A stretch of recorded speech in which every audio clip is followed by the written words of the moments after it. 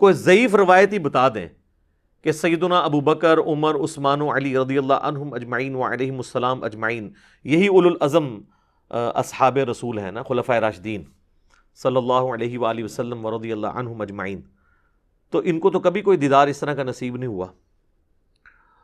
تو یہ لوگ زیادہ حقدار تھے اللہ تعالیٰ کو خواب میں دیکھنے کے یا بعد کے لوگ؟ اور اگر یہ پیکج غیر انبیاء کے لیے ہوتا تو سب سے پہلا حق تو سیدنا موسیٰ علی نبینا علیہ الصلوۃ والسلام کا تھا. سورۃ الاعراف میں جو اللہ تعالیٰ نے فرمایا کہ قال لن ترانی، تو مجھے نہیں دیکھ سکتا، تو اللہ تعالیٰ فرماتا ہے کہ بعد میں نے نبی علیہ السلام کے امتیوں کو خواب میں زیارت کروانی ہے، تو تم تو اولو العزم پیغمبر ہو، تو خواب والا پیکج آفر کیا جاتا ہے. میں آن دا بہاف آف سیدنا موسیٰ علیہ السلام آپ کو گارنٹی سے کہتا ہوں کہ خواب والا پیکج اگر موسیٰ علیہ السلام کو آفر کیا جاتا وہ قبول کر لیتے. ہمیں کیا جائے، ہم قبول کرنے کے لیے تیار ہیں. وہ پیکج نہ پیش کرنا اس بات کی دلیل ہے کہ یہ اعزاز ان کو بھی نہیں ملنے والا تھا. اب یہ دعوے صوفیاء کے بارے میں کرنا، اماموں کے بارے میں کرنا، بزرگوں کے بارے میں کرنا، تو یہ لوگوں نے ان کے اوپر جھوٹ باندھے ہیں. ان کی تو کوئی حیثیت نہیں ہے. سیدنا عیسیٰ علی نبینا علیہ الصلوۃ والسلام کے اوپر لوگوں نے جھوٹ باندھ دیے. اس وقت دنیا میں سب سے اوریاں اور بڑا شرک حضرت عیسیٰ علیہ السلام کے نام پر لوگ کر رہے ہیں. اتنے تو بت پرست نہیں ہیں دنیا میں جتنے کرسچنز ہیں، لیکن عیسیٰ علیہ السلام کا کوئی اس میں قصور نہیں ہے. اللہ تعالیٰ نے تو قرآن میں ان کی طرف سے صفائی پیش کی ہے. لقد کفر الذین قالوا ان اللہ هو المسیح ابن مریم، بے شک وہ لوگ کفر کر رہے ہیں جو یہ کہہ رہے ہیں کہ عیسیٰ ابن مریم ہی اللہ ہے. وقال المسیح، جبکہ مسیح تو خود کہا کرتے تھے یا بنی اسرائیل، اے اولاد یعقوب، اے بنی اسرائیل، اعبدوا اللہ ربی و ربکم، اس رب کی عبادت کرو جو میرا بھی رب ہے اور تمہارا بھی رب ہے. انہ من یشرک باللہ فقد حرم اللہ علیہ الجنہ ومأواہ النار وما للظالمین من انصار، بے شک جو کوئی اللہ کے ساتھ شرک کرے گا اللہ نے اس پہ جنت حرام کر دی ہے، اس کا ٹھکانہ جہنم ہے اور وہاں پر اس کا کوئی بھی مددگار نہیں ہوگا. والعیاذ باللہ تعالی. اللہم اجرنا من النار، آمین. تو میرے بھائی قرآن میں تو اللہ تعالیٰ عیسیٰ ابن مریم کی صفائیاں دے رہا ہے کہ وہ تو موحد تھے، ان کے ماننے والے مشرک ہوئے. اسی طریقے سے بزرگوں کے بارے میں، اماموں کے بارے میں اگر کوئی چیزیں منسوب ہوئی ہیں تو ہم بزرگوں کو یا اماموں کو تختہ مشق نہیں بناتے، الا یہ کہ کسی بزرگ نے جان بوجھ کے اپنے بارے میں کوئی جھوٹ پھیلایا ہو، اور وہ بھی ہم وثوق سے تو نہیں کہہ سکتے، اس کا اور اللہ کا معاملہ ہے. فضائل اعمال شیخ زکریا کاندلوی صاحب کی، اس میں آپ فضائل قرآن والا چیپٹر نکال لیں نا، فضائل اعمال کا. اس میں وہ لکھتے ہیں کہ ایک رات امام احمد بن حنبل کو اللہ تعالیٰ کی خواب میں زیارت ہوئی. تو احمد بن حنبل نے سوال کیا کہ اے اللہ میں تیرا قرب حاصل کرنا چاہتا ہوں، سب سے آسان ذریعہ کیا ہے؟ تو اللہ تعالیٰ نے فرمایا کہ قرآن. سر یہ قرآن اگر اللہ فرما رہا ہے کہ قرآن میرے تک پہنچنے کا ذریعہ ہے تو اس کے بعد تو کوئی گنجائش نہیں رہتی. وہ کہتے ہیں کہ احمد بن حنبل نے آگے سے پوچھا کہ یا اللہ سمجھ کے یا بغیر سمجھ کے؟ یار قرآن اللہ نے اس لیے نازل کیا تھا کہ لوگ آگے سے یہ سوال کریں گے کہ سمجھ کے کہ بغیر سمجھ کے. یہ مردے بخشوانے کا ذریعہ تھا. اور وہ احمد بن حنبل جسے عربی بھی آتی ہے اسے یہ کہنے کی کیا ضرورت ہے یہ چور نے اپنی لنگوٹی چھوڑی ہے. یہ سمجھے کہ احمد بن حنبل جو ہے نا کوئی جنوبی پنجاب سے تھے یا کے پی سے تھے کہ جن کو پشتو آتی تھی اور عربی آتی نہیں تھی. ظاہر ہے وہ فضائل اعمال زیادہ تر کے پی میں پڑھی جا رہی ہوتی ہے نا، تو وہ آپ فضائل اعمال جو پڑھ رہے ہیں نا کے پی والے ہمارے پٹھان بھائی، ان کو بتائیں کہ احمد بن حنبل پٹھان نہیں تھے. وہ اگرچہ عجمی تھے لیکن عربی ان کی مادری لینگویج تھی. تو آگے سے کہتے ہیں اللہ تعالیٰ نے کہا کہ چاہے سمجھ کے پڑھ چاہے بغیر سمجھ کے پڑھ. یعنی قرآن اس لیے نازل ہوا ہے، یعنی پورے کا پورا قرآن اس کے اگینسٹ کھڑا ہے.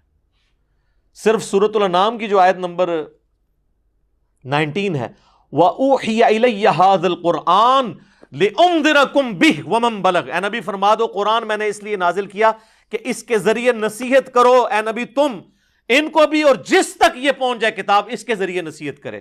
تو نصیحت جو ہے وہ سمجھ کے ہوگی یا بغیر سمجھ کے؟ فَذَكِّرْ بِالْقُرْآنِ مَن يَخَافُ وَعِيدٍ، اے نبی قرآن کے ذریعے لوگوں کو نصیحت کریں جو اللہ کی دھمکی سے ڈرتے ہیں۔ تو قرآن تو سراپا ہدایت ہے، یہ سمجھ کے یا بغیر سمجھ کے۔ اور یہی وجہ کہ پھر آپ کو یہ لوگ جو ہے نا وہ یہی کہتے نظر آئیں گے، جی میں اتنے سپارے پڑھتا ہوں تو میں اتنے، اور وہ بھی فضائل اعمال کے اندر لکھا ہوا ہے کہ جی ایک بزرگ تھے روزانہ 3 قرآن پڑھتے تھے، اور پھر ایک اور کے بارے میں لکھتے ہیں کہ وہ 8 قرآن پڑھا کرتے تھے روزانہ کے۔ 8 قرآن روزانہ کے پڑھنا کیا پاسبل ہے؟ بغیر سمجھ کے بھی نہیں پڑھے جا سکتے۔ یہ تو اس کے ساتھ کوئی اس کا تعلق ہی نہیں بنتا، بغیر سمجھ کے بھی 8 قرآن نہیں پڑھے جا سکتے۔ سر آپ کو 15 سے 20 منٹ تو چاہیے نا ایک سپارہ پڑھنے کے لیے بغیر سمجھ کے۔ تو آپ ذرا کیلکولیشن کر لیں کہ 8 قرآن کیسے پڑھے جا سکتے ہیں؟ 24 گھنٹے میں سونا بھی ہے، کھانا پینا بھی ہے، ٹائلٹ بھی ہے، سب کچھ چیزیں جڑی ہوئی ہیں۔ صحابہ نہیں پڑھ سکتے تھے۔ صحیح مسلم میں حدیث ہے، بخاری میں بھی اس کا کچھ حصہ موجود ہے کہ نبی علیہ السلام فرمایا تم میں سے کسی کی استطاعت ہے کہ رات میں 1/3 قرآن پڑھ لے؟ صحابہ نے کہا یا رسول اللہ ہم میں کون ایسی استطاعت رکھ سکتا ہے؟ تو آپ نے فرمایا کہ سورہ اخلاص 1/3 قرآن کے برابر ہے۔ تو صحابہ نے تو نہیں کہا کہ بھئی ہمارے جو گھوڑے کے سم سے جو خاک اڑے گی وہ کسی ہمارے گھوڑے کی نتھنوں میں بیٹھے تو کوئی بزرگ اس کو نہیں پہنچ سکتا، تو جب بزرگ 8 قرآن پڑھیں گے تو ہم کیوں نہیں پڑھ سکتے یا رسول اللہ؟ کہانی ہے نا، جو مرضی بیان کرو۔ جو میں کہتا ہوں صحیح مسلم میں وہ حدیث ہے کہ بنو سلمہ جو ہے مسجد نبوی کے قریب شفٹ ہونے لگے، نبی علیہ السلام نے ان کا جھمگٹا دیکھا، آپ نے فرمایا کیا ارادہ ہے؟ کہ یا رسول اللہ اتنی دور سے آتے ہیں اپنے گاؤں سے تو جماعت رہ جاتی ہے، چاہتے ہیں آپ کے پاس شفٹ ہو جائیں، اتنی دور سے مشقت کر کے پیدل چل کے آنا پڑتا ہے۔ تو آپ نے فرمایا کہ جتنے قدم چل کے آتے ہو نا اتنی نیکیاں تمہارے نامہ اعمال میں لکھی جاتی ہیں۔ تو انہوں نے پھر دوبارہ شفٹ ہو گئے وہ، اور انہوں نے ارادہ ترک کر دیا۔ تو میں کہتا ہوں یار یہ تو کہتے ہیں بزرگ جو ہے وہ ایک نماز مکے پڑھتے ہیں، دوسری مدینے پڑھتے ہیں، روحانی طور پہ تیسری بیت المقدس۔ صحابہ کو تو اپنے گھر مدینے کے گاؤں سے شہر میں شفٹ کرنے پڑ رہے ہیں۔ نبی علیہ السلام کو تو بقول ان کے کہنا چاہیے تھا کہ بھئی آنے میں تکلیف ہوتی ہے تو اڑ کے آ جایا کرو، تمہارے گھوڑے کے نتھنے میں بیٹھنے والی خاک سے بھی گئے گزرے جو بزرگان دین ہوں گے وہ تو اڑا کریں گے، تو تم نہیں اڑ سکتے؟ سر یہ کتابوں کا دین ہے، کتابوں کا دین بابوں کے دین سے بالکل مختلف ہے۔ جب تک یہ بابے نہیں نہ اکھڑتے اس وقت کتابیں نہیں ان کے اندر داخل ہوں گے۔ اب تو اللہ کا شکر ہے اکھڑ گئے ہیں، اب تو کبھی کوئی یاد کرواتا ہے تو یاد آتا ہے، تو ادروائز تو اللہ کا شکر ہے کہ یہ سارا کا سارا معاملہ کلیئر ہو گیا۔ اچھا پھر فضائل مال کے اندر انہوں نے نا صرف یہاں پہ دروازہ نہیں بند کیا قرآن کو سمجھنے کا، انہوں نے اس کو مزید انشور کیا، اور انہوں نے کہا کہ قرآن پاک جو ہے نا اس کی تفسیر کے لیے، اس کو سمجھنے کے لیے 15 علوم چاہیے تاکہ بالکل انشور ہو جائے کہ کوئی ترجمے کی طرف جائے ہی نہ۔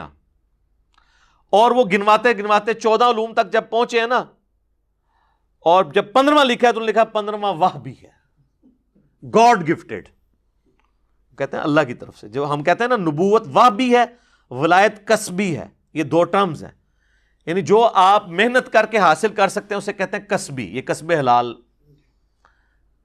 تو نبوت کسبی نہیں ہے، وحبی ہے، جسے اللہ تعالیٰ دے۔ تو وہ کہتے ہیں 15واں علم جو ہے وہ وحبی ہے، وحبی نہیں، وحبی بھی ویسے ہسٹری بڑھا ہے، وحبی۔ تو اب وہ کون شخص دعویٰ کر سکتا ہے کہ میرے پاس وہ وحبی علم ہے؟ تو اگر کوئی 14 علوم سیکھ بھی لے، ایون ویسے تو ان کے لوگوں کو 14 کے انعام بھی نہیں آتے ہوں گے، تو وہ پھر کہیں گے جی 15واں تو پھر بھی تہاڈے کول کوئی نہیں ہے کیونکہ تہاڈا فرقہ دوسرا ہے۔ تو یہ سب انہوں نے کہانیاں ہرڈلز رکھی تھی۔ قرآن کے دشمن ہے، ایسے دشمن ہے کہ کوئی بیچارہ اگر قرآن لے کے بیٹھے نا ترجمے سے پڑھنے کے لیے تو پہلی اس پہ قدغن یہ لگائیں گے جی بغیر وضو کے آپ قرآن کو ہاتھ نہیں لگا سکتے۔